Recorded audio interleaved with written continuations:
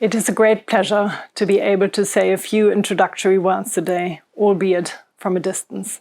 Let me start by giving warm thanks to the EU delegation in Chile, as well as the Chilean Ministry for Foreign Affairs, for organizing this event and for inviting me to speak. We live in a single security theater.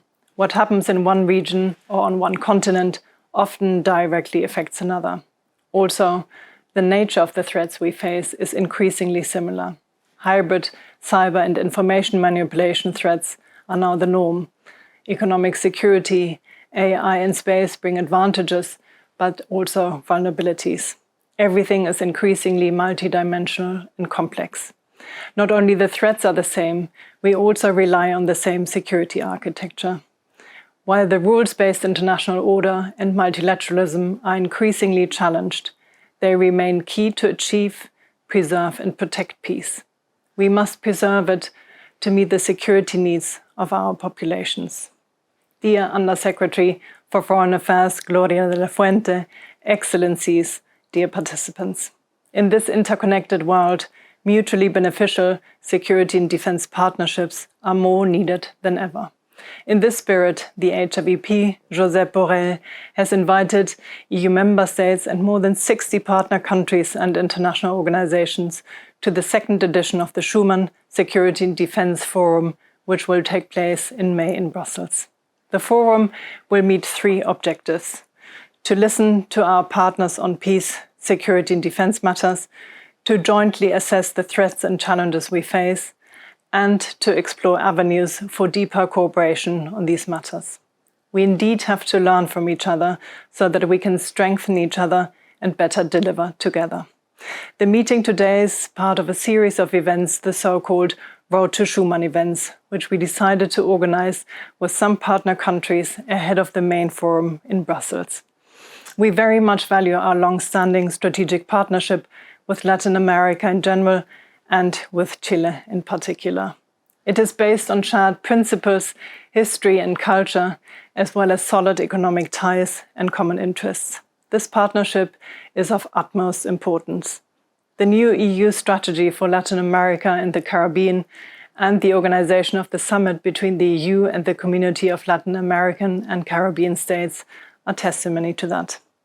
One of our joint priorities, as you know, is security and justice. When it comes to security and global dynamics, the role of Latin America and Caribbean countries as strategic partners is unquestionable, and the participation of some countries of the region to our mission and operations under the EU Common Security and Defense Policy bears evidence of our shared interests. We deeply appreciate this invaluable sign of commitment and support. With Chile, we have a long-standing cooperation. The signing of the EU-Chile Advanced Framework Agreement and the launching of the first Security and Defense Dialogue are key milestones of our cooperation. In the field, Chile stands with us as a long-standing contributor to the European Union Operation EUFOR Althea since 2004.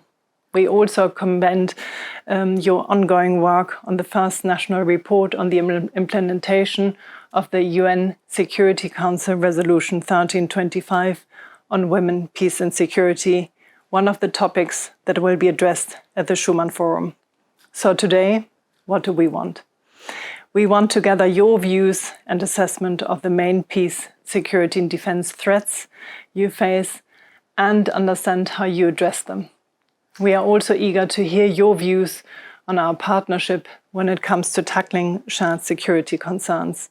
In this regard, you will focus on two extremely topical matters. First, transnational organized crime. The rule of law cannot be achieved without addressing this threat. Together, we can build on our respective experiences. This is a priority for Latin America-EU cooperation as a key feature of the bi-regional agenda with a view to the next EU-CELAC summit in 2025. Second, climate change and security. This is a pressing global issue for all. Both Latin America and Europe are directly affected. Thus, addressing the impacts of climate change and environmental degradation on peace, security and defense not only requires a whole-of-government approach, but also calls for enhanced international cooperation. We must take action and treat climate change for what it is, a threat to the well-being of humanity and a catalyst for greater displacement, pandemics, social unrest, instability, and even conflicts. By working together, the EU and its partners do contribute to making peace and security an enduring reality.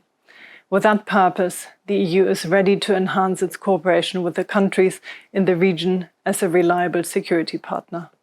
Now, I wish you a fruitful exchange, and I look forward to continuing the discussion in Brussels in May, as well as during my upcoming visit to Chile.